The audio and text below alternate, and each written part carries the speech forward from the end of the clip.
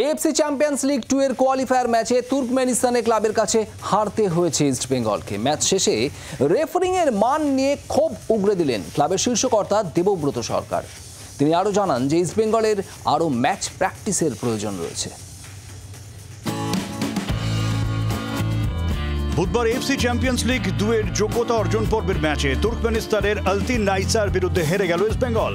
লড়াই করেও 2-3 ব্যবধানে তুর্কমেনিস্তানের ক্লাবের কাছে হেরে গেল লাল হলুদ।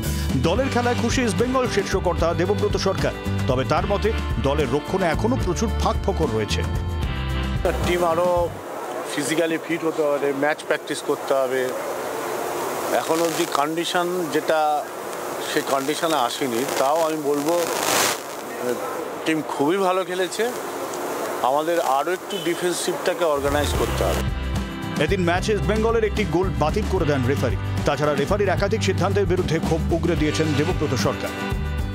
গোলটা বাতিল করলো কেন সেটাই তো বুঝলাম না।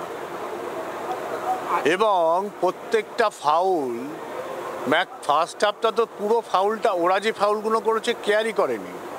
আমাদের ইয়েলো কার্ড দিল 3-3টে।